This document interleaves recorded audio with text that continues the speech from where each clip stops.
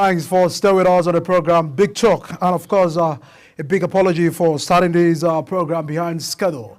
One of the biggest story today in the country is the fact that President Tinubu has presided over the National Council of State meeting with the past Nigerian leaders. The council, which is the first under his administration, of course, addressed the many issues on the protests, the economic challenges, topping the agenda of today's meeting. Of course, it was attended by former President Goodluck Jonathan and Muhammadu Buhari, the former head of state Abubakar Abdulsalami and Yakubu Gowon, who attended the meeting virtually. There was a resolution at the meeting. The council unanimously passed a vote of confidence on President Tinubu as the President of the Federal Republic of Nigeria, among other issues that was deliberated in the course of the meeting. The President is having this meeting for the first time since he became President since 2023. And of course, many issues were raised at the meeting, and the President has assured the Council that he's on top of the game to address the many challenges of the nation. But in all of this, there are consideration about some of the economic policies. There are also consideration about the economic hardship in the country, which topped the agenda at the meeting, and what the President is doing currently to address the situation, and what many persons are still looking forward to him. Tonight on the program, I'm being joined by an elder statesman, of course, who understand better the many regimes we've had in the different administrations in the country, Dr. Bartholomew Abochinodu. Thanks so much for joining us on the program tonight. You're welcome. Thank you. I mean, look at the meeting we had today. The President, had to bring all the presidents, or some of the presidents, to board in order to discuss the issues in the country. It looks that it's, of course, a concern for the President.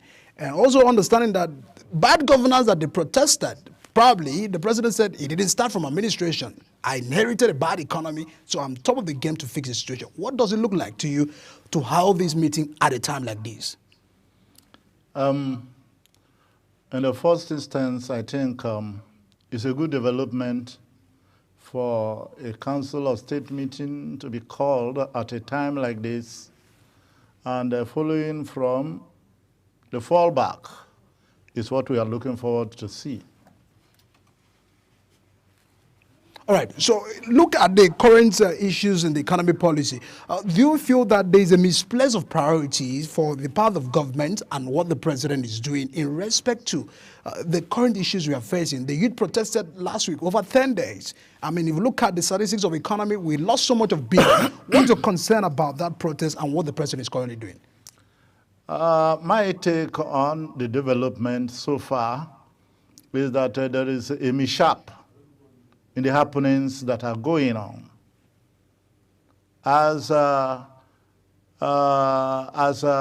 fact in what is happening in the Nigerian nation state at present, there are some groups of people in the Nigerian nationhood who are saying that there is bad governance, while there are others who are saying that the governance is good, like we could see from the Council of State meeting today.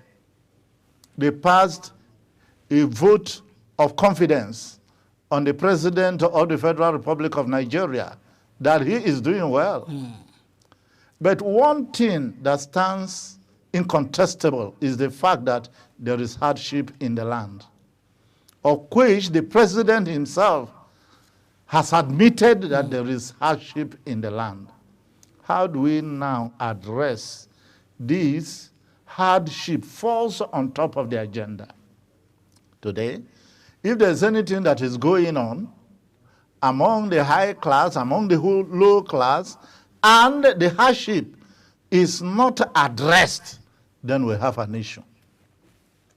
So where do you, are you in support of the protests we had in the country? Because this government said, I'm barely 1 year. Give me some time to fix the issues. But the people went ahead to protest. Are you in support of that protest? You know, the protest per se is people coming out to express themselves. We are hungry. There is hardship in the land. I, for one, I don't see anything bad in somebody expressing himself that I'm not comfortable with the situation on ground. But what I don't like and what I am not in support of is the protest leading to destruction of lives and properties. I am not in support of that. But for people saying, oh, father, calling the president because the president is our father. Our father, what is going on? I don't like it. I don't like it. I am not comfortable with it. Just like a child, a small child, talking to his mother and crying when he's hungry.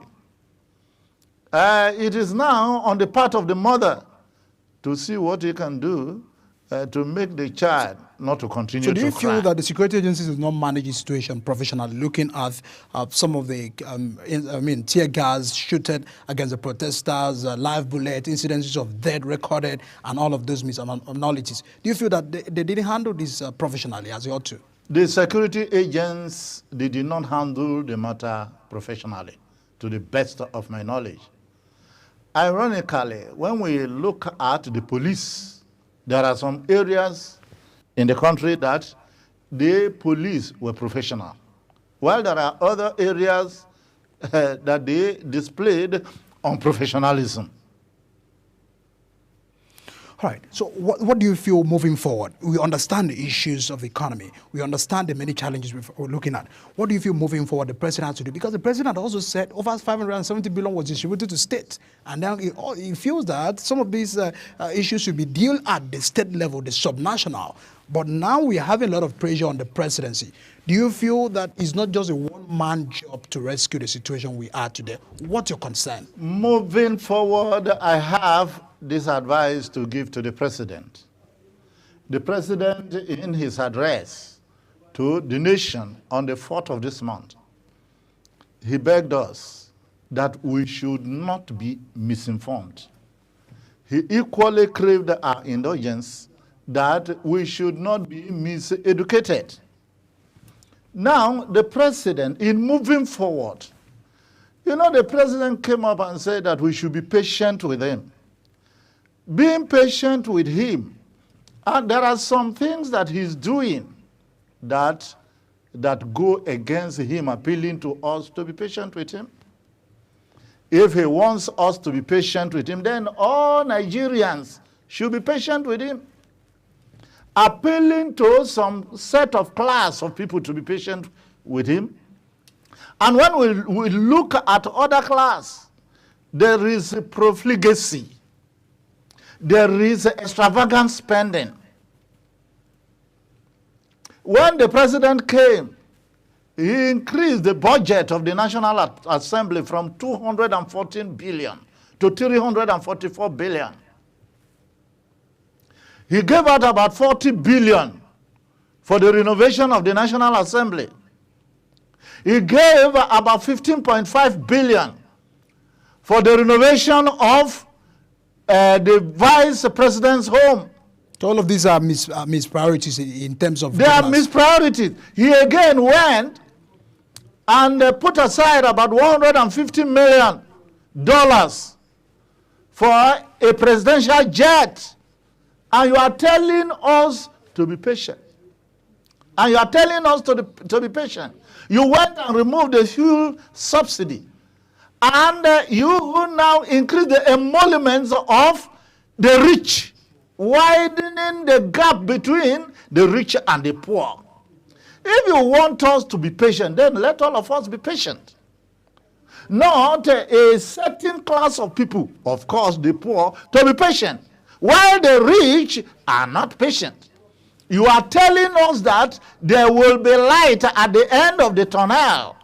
Let this light come for all of us at the end of the tunnel. Not that there are some certain group of people that are enjoying light all through, while others are thrown into obscure darkness. So that they are not walking the talk that they are actually talking. They are not walking the talk, and this is making us to believe that the president is not sincere with Nigerians. I understand that the different palliative the president has doled out in terms of cushioning the effects of the hardship in the land. Don't you feel that if this has gone down to the grassroots, if the people that are implementing this are sincere, it would have actually cushioned the effect and the hardship, because the president again has reiterated that he's not removing, he's not reversing back the policy of subsidy. Now, the palliatives that the president is giving, he himself, he knows that it does not go to the grassroots. It does not go to the grassroots. The president himself knows whom Nigerians are, Nigerian leaders are.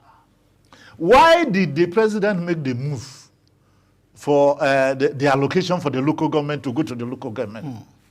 Because the governors are not sincere. When these allocations go to the governors, they don't go to the grassroots. And that was why he moved for the local government allocation to move to the local government straight away. In the same vein, all the efforts that he's making to cushion the effect of the hardship, they will still recycle around the bourgeois, around the rich. When those palliatives are given, if you are not close to the governor, nothing for you. If you are not close to the ministers, nothing for you. They will still recycle it around themselves. Even the student loan, the consumer credit loan, the housing efforts that are being put, they don't get to the grassroots. So you mean some of these policies of government are not people-centric? It means that it's not touching a common Nigerian and all of that, because the president is boasting of his ability to create some of these things just for the people of Nigeria. All these things, they are not touching the basic grassroots. But is it a fantastic idea? The student loan, is it a fantastic idea? It's a fantastic idea if Nigerians are honest to it. But we have Nigerians that are not honest. Anybody you take in charge of that project will not be honest. You will see so many, if you have access to students, you will get 1,001 complaints that they vied for it, but they did not get it. Like, let me pause you a little and give you an instance. About 9 months ago, the vice president came with a project called the Federal Government Skill Innovation Program, where people should be given skill acquisition. I have an NGO. I have millions of people following me. I passed this information to my people, and they registered. They vied for it. After vying for it, we have been waiting for developments on that project. Everything has gone comatose. At the beginning of the project, I even went to Wema Bank that the vice president contracted the project out to. They gave me a welcome. And they say, yes, it is going on. I brought all my people in. They did what they were supposed to do. Up till now, moving forward, everything went comatose. That is how things in Nigeria are. When you want to do anything and you commit it into the hands of your foot soldiers, they don't get to the grassroots. But do we have to believe and give some understanding to this government that, they still have 3 years to work? Or is it that Nigeria are lacking trust on government? Because we've seen several government coming with a lot of promises, and at the end of the day, they do not redeem them. Is it the issue of trust that is lacking at the Tinubu's administration, or we should doubt his capacity to handle the situation? There is no government that will ever come and will tell people that the end of his government will be bad. No government will tell you that. And since I was born, with my contact with Nigeria, things have never gotten better. And in Tinubu's administration, his policies are against what he is saying. Just like I made you to understand earlier. If he wants us to be patient, then let all of us be patient. Let all of us be patient. Why are you coming to ask the poor to be patient while the rich get richer? How will you be able to convince Nigerians that what you are saying is the truth? And again, please, pause a little and listen to me. In any country, when you want the country to move forward, you don't target the poor. You target the rich. The Europeans, they visited Nigeria before they visited America. Nigeria was visited in 1472. America was visited in 1492 through Christopher Columbus, when the Caribbeans and the Red Indians were there at that time. And when Christopher Columbus went there, he discovered a large span of land. And all the bourgeois that were in Europe, they started moving there. And as they started moving there with their industries, America began to get developed. And as I speak to you, America is on top of the world because things were related to the rich people. They started going there. But with Rui de Sequeira, the Portuguese that visited Lagos in 1472, the rich were not coming to Lagos. And that is why we are crawling up to today. If you want a country to move forward, you target the rich. What prevents Tinubu from calling the rich people in the country? We want to develop our country.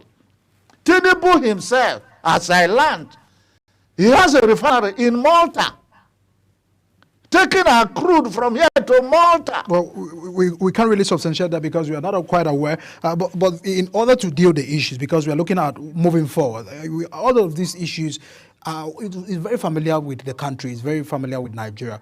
But, I mean, looking critically, there are some factors. The president will explain that he has done this, he has done this. And now we are looking at what stops the development or the policies of government getting down to the grassroots. Now, who are we to hold responsible? Is the local government autonomy in the right direction, a step in the right direction? Or do we also find that even the local government autonomy is under a very big challenge, owing to the fact that some governors are interfering in the elections we've been having in the local government areas? How do they distribute from federal to the local government? That should be another issue because they are distributing. Those are challenges that the president should know, that they are facing him and they are looking at him at the eyes. In any case, even if the local government would get corrupt, corruption has been streamed, has been strong to a particular level. The local government chairmen are at the grassroots. It is a better form. And like now, if the president wants to cushion the effect of hardship, and he wants to do it, let him go straight to the oil. Let him go straight to the pump price. If he goes to the pump price and brings the pump price down, the student How do you feel that the president can bring down the pump price, knowing to the fact that he's not going back on that policy? Okay, if he says he's not going back on that policy, it's left for him. That seat, he will not be there forever. He will not be there forever. Do you admit with the president that the policy alone was evil, that subsidy regime, that you had Nigeria subsidizing even for our neighboring countries and all of that?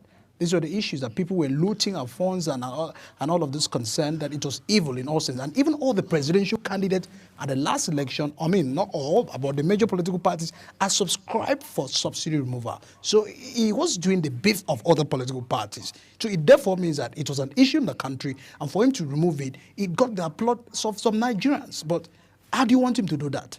If he got the applause of Nigerians, there are people that are benefiting from him. So do you feel that they are not sincere about the They are policy? not sincere about it. And even there are rumors going around that the subsidy per se is an illusion. It is not there in the actual sense of it. There are a lot of rumors going round and round, which the president needs to tackle and come up to express himself vividly for the common man to understand. A lot of rumors are going on that the subsidy is not even there in the real sense of it. That it is not there in the real sense of it. The idea of subsidy is illusory. And he needs to clear this. Not for him to come up and begin to tell us his achievement. It's not his achievement. Anybody that will come up in government would achieve one thing or the other. All right, very lastly, do you feel that for him to convene this meeting has also got to do with the fact that people were, carrying some Russian flag at the last protest? And then the president has said in his broadcast, some people are trying to, it's political, some people are sponsoring and all of that. Do you feel for him to have convened this meeting at a time like this was in a way to calm the situation in the nation and put those behind the actions of sponsoring some of these protesters in some region of the country? Those who went around brandishing Russian flag, I condemn that in its entirety. But then, what you should do as a president, you shouldn't look at that. In my language, they said, Odopana takabibetin. That being interpreted is, it was the wall that cracked before the wall gecko entered. About 3 months ago, nobody brandished the Russian flag. About 1 year ago, nobody brandished the Russian flag. What happened before the brandishing of the Russian flag? That is where you have to look at. That is where you have to look at. And try to cushion the effect of the hardship. That is what people are saying. So you shouldn't leave the major issue and begin to go about the brandishing of the Russian flag. You rather face and rescue the situation that we have. Rescue the situation that we have. It is very, very clear that people are suffering. I, Percy, am suffering. Oh, you're an elder. I am suffering. If you are not close to the government, you are suffering. All right, thanks so much, Dr. Bartholomew, an elder statesman, a leader, a teacher of so many Nigerians, and of course, who have so many followers leading, and also an analyst with political issues in the country, who understands better, and of course, appealing to the president in order for him to review some of the economic policies to meet up with the reality of the town and the country at the moment. Thanks so much, Doctor, for joining us on the program tonight on Big Talk. You're welcome. And of course, we'll go on a break, and once we return from the break, we'll be looking at the youth involvement in politics, the youth involvement in national development and building. Yesterday was the 2024 International Youth Day. But what is the prospect of Nigerian youth? Do they just have to keep on protesting to get what they want? We'll discuss that after this break. Do stay with us on the program.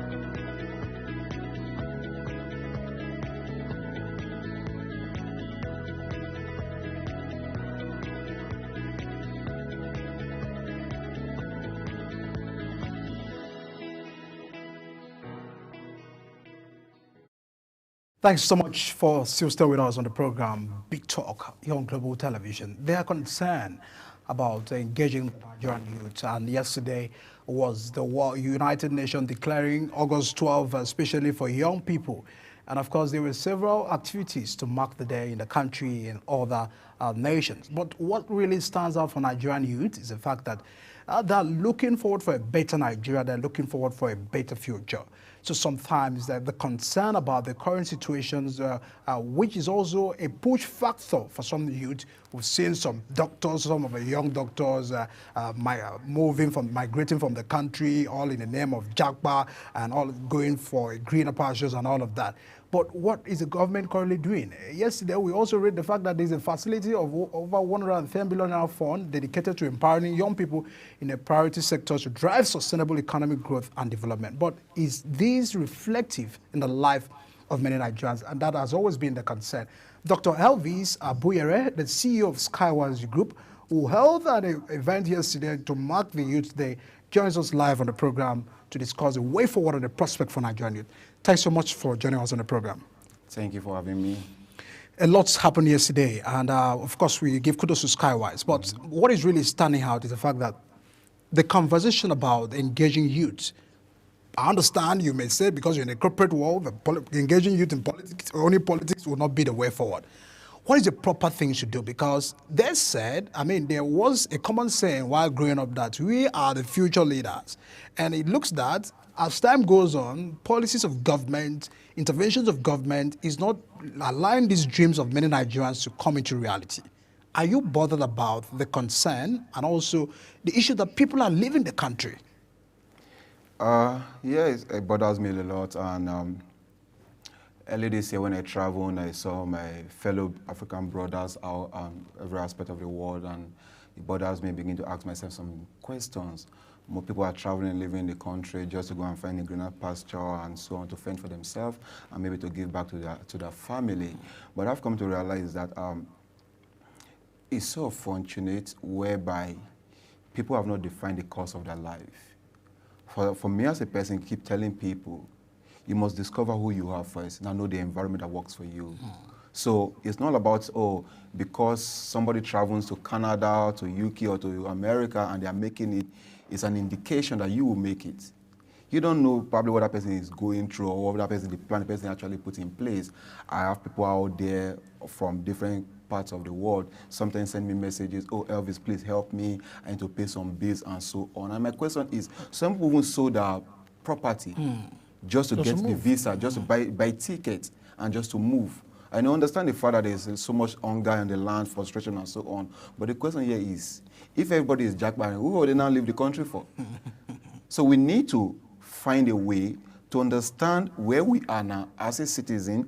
Just like I said in my favorite quote, which I say radical economic transformation is no longer what we demand from the government anymore. It's what we demand from ourselves as a citizen. Because the truth be told, over the years we have realized that the government has failed us in several ways. Even though we understand they are trying to do their best, you come to this one, it says APC, this one is PDP, this one is another party and so on. But the question is that what have developed countries that have seen is entrepreneurships.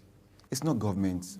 Government will only do their part in terms of putting policies in place and so on. But we as individuals, we are young people. That's the reason why for we are Skywise Empowerment and Advancement Foundation, we have seen the light before now, and we're encouraging people to go into the area of entrepreneurship. Because you agree with me, the future of Africa is entrepreneurship. The countries that have developed today are investing in it. China, Japan, Singapore, and so on. Don't you feel that some of the policies and, I mean, the environment is not somehow encouraging and conducive for entrepreneurs, young entrepreneurs to strive? You look at the fact that we are so very, our creative industry is large, but how are we tapping? What is environment, created to appreciate some of these talents we have? Don't you feel that is an issue and a concern? Yeah, I understand the fact that we have an environmental issues in terms of when they say enable environment, the infrastructures, in terms of, like, for me, I'm suffering that aspect, but maybe I'm different. Because maybe I wrote a book about Run with the Challenges of Life. I have like 3 offices. I know how much I'm spending on diesel alone. If I have a stable electricity, I'm sure that probably will not be part of my overhead costs. But because I've come to realize that this is the situation I found myself, and I need to probably unveil the capacity of my dreams, my vision. If I'm going to travel to another man's country, all this is already put in place. But guess what? The cost of incurring them is also another thing. So for me as a person, what I do is, okay, how can I find a common ground to unveil my vision, to run with my vision? So in respect of whether the government is providing the necessary amenities. But I believe that if we can be able to answer that question, to ensure that the environment is conducive for us first, even though the government is not providing it, then we can begin to align our vision, our dreams into place. So, but my advice is government should ensure that at least there are basic amenities whereby we need as an entrepreneur to succeed. Now, one is, when we have a good infrastructure, insecurity, and someone is ravaging the land, sometimes we like what happened a few weeks from now. We're already scared. I have to close down my offices because protest was going on, because what happened in the last NSAS was really terrible. Some offices were burned down and so on. So these are things whereby if the government can probably come, and like I spoke this morning in the radio station, I said, what we need to do, or the government need to do, is to understand the fact that we need to provide programs that can communicate clear vision and clear purpose of the intention to these people, to these young people. The truth be told, there is so much potential in young people, especially Nigerian young people. So, but how are they going to get it? You see people wake up every day, they don't actually have a sense of direction and belonging because they feel that, oh, we have been brainwashed in the past. What is that brainwash we have been brainwashed in the past is that my parents told me, oh, Elvis, if you want to succeed in life, go to school. Be a graduate. That was the mindset I grew up with. And in my mind then, the early 2000, 2001, if you're a graduate, a job is already waiting for you. If you're a first-class graduate, even a house and a car. But these days now we see thousands and millions of graduates across the streets of Nigeria looking for a job. Even the people with first class, they don't have a job. So what I'm saying is that we have an issue in the system. If we have to go back to this system in terms of our institution, our university, we need to change the curriculums, whereby we need to train people on entrepreneurship for them to understand, if you know what, going to school is good, but just to broaden your mind and your knowledge so they can be able to communicate to people. But don't allow or depend on your certificate alone. Develop skills that can be able to sell. And when you get to an employable environment, you can be able to sell some to them, solve problems, because these days companies are looking for young people who probably have something, who can solve mental problem, who can solve organizational problem, and so on. And that's just my feel. All right, a very big concern, because when you look at the fact that you said government can employ everyone. I understand that. Also, we've also discussed the issues about creating an enabling environment for people and young people to be able to tap in. What do you feel are those greatest moments of challenge? Because we've seen some entrepreneurs fail. I mean, good number of them. Some people start up very magnificent project, but in the long run, they're disappointed. And what happens is that they said Nigeria failed me, and probably Nigeria failed me. And these also have discouraged a lot of people. Young people have also seen probably their elder brother failed in a project or something. It's also discouraging. Yeah. What are those support mechanisms? Because away from, the president had recently introduced a consumer credit scheme. It's to help people to get some stuff and all of that. But it happens that we've been having several of the fantastic reforms policies, but a lot of young people are unable to tap into that issue of loan and all of that. Have you been able to assess? I understand you've been successful in your own line of business. How have you been able to tap into what government policies are in place for young people? What is your assessment towards this reform? Because we're trying to establish this, understanding that government is saying we are doing a lot. Over 110 billion have just recently been approved, to go into a facility just to be able to fund this idea. But is it reflective on the life of Nigerians? All right, so in that aspect, for me, we have had programs of such, amount being approved, but we have not seen testimony from people who probably have benefited from it. So for us to be convinced, for me as a person, I have not been able to benefit from it. I heard about it, but I've not applied it. I don't think I probably want to, because I feel that I can be able to have something within where I can generate what I want. That's my belief system. Not everybody can generate. Not everybody, yes. And you also made mention about failing in business. The truth be told, failing in business is normal, but your ability to pick way from where you failed to run again makes you a better person. And like I tell people, if you have never failed, you have never lived. I've failed several in my business, several to the extent I feel that, oh, what am I doing? Why did I even leave my banking job? If I have known, I would have gone back there. But now, then and then, I find my capacity to pursue, to move on. I found my very reason for existence. I find the reason whereby the purpose of my why of establishing that business. When I started my business in 3 months, I went bankruptcy. I was so much in debt to the extent I found myself doing Uber in this same city. But guess what? I never let go of the business. Because there's something in me telling me that anything that will stand the test of time will be tested. So most people that fail in business are afraid to be tested. And another thing whereby people fail in business is that it's a copycat. People does not have the origination of their own ideas. No. For instance, Elvis is doing so well in finance, in automobile, in empowerment, in travels and logistics. So because Elvis is doing well, you probably don't know where I have failed. You want to still go and establish that business without knowing the fact that where I fail, where I fail and succeed, when you get in my faith and you consume you. Because when God give a man an idea, will give the man an embedded capacity where he can be able to pass through those challenges. For instance, let's look at the life of Joseph. When God gave him a dream, say a vision of many colors and so on, God never told him that you will be sold. God never told you that you will be betrayed. Are you getting it now? Because God will always see the end from the beginning. He will not say, because if you have told Joseph all these challenges, Joseph will say, no, I'm not interested. So people, when they say, oh, this person is making money in this industry, they also want to go into that industry. And without knowing the fact that that idea or that industry that was given to that person based on that person. So if you want to learn, all you just need to do is that I tell people, if you want to go into the automobile industry, if you copy me 100%, you will fail. So how do you not succeed? What you need to do is that you take 10% from me, you look at people that are big players in the industry, you take 10% from them, you bring it to the table. You now refine those ideas you have picked from different people, different brand from the same industry, now apply that resonate with your person. Then you cannot begin to apply it as an idea. Practically, let me give an instance. If I want to go into transportation business now, I tried it once, I failed, because I just feel that people say they are making money, I bought some cars, put it in the airport and so on, and it failed. Because the amount, the driver today, they will tell me, say, sir, monkey born 1, 2, die, and so on, and it was really challenging for me. I said, oh, this is not working for me. But guess what? There are people making money from the industry. So what I realized that all I needed to do is to go and ask people who have gone ahead, sir, how did you do it? Or how are you doing it? I will ask him a question. He will probably going to answer me. Go to another person, pick their ideas, and now bring it. Okay, this man said did it this way. This man said did this. Okay, how can I now bring it that resonates with my person? Because one of the greatest challenge of people face out there in business is that they just start a business, and that business is an opposite of the personality. It does not go with the public perception. It does not go with the personality. It doesn't even go with their own vision. The vision is saying this, and the belief system is saying this. Do you not see it now? There's no way we can succeed. And I call it the fivefold ministry. If you want to succeed an idea, as a young person, as a business person, everything must be rounded. Your belief system, your public perception, your personality, your God-given, and in spiritual aspect must be aligned with your value culture. That's the only way you can succeed. If your value culture is saying one thing, your spiritual value is saying another thing, your financial is saying another, you have somewhere by that. When you have 10 naira, you eat the 10 naira. You cannot be able to succeed in business. You must understand the delayed gratification.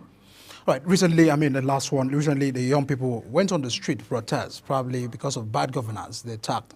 2020, they protested and SARS. So it has been a recurring, it's looking at, it's going to be a very recurring issue to deal with. What do you feel? What can we move forward with? What do you feel that we should channel our energy to? Because when you look at dialogue, many young people said we are not on the table to dialogue. We are not on the table of government, so we cannot in any way have this. What's your concern about that? Their rights are legitimate. They are intent to protest, and I feel that the government should probably come out and have a dialogue with them. And if they are not ready, I feel that they should probably have an ADR to resolve the issue. But every person out there, including me, I have right to protest. So that's just what I would say about that. All right, thanks so much, the CEO of Skywise Group, Dr. Elvis Abuyere, for your concern. And of course, we look forward that many Nigerian young people will understand that the prospect of this country, the building of this country, takes all of us to join hands to build. And of course, it's a concern that probably all of us might not be in government, but we can also play a big role in rescuing the situation. Thanks so much for joining us on the program tonight. You're welcome. And of course, that's the size of our program, Big Talk tonight. Looking forward to seeing you tomorrow, where we'll take on other discussions on the program. Thanks so much for staying with us. I am Edika Michael, your host.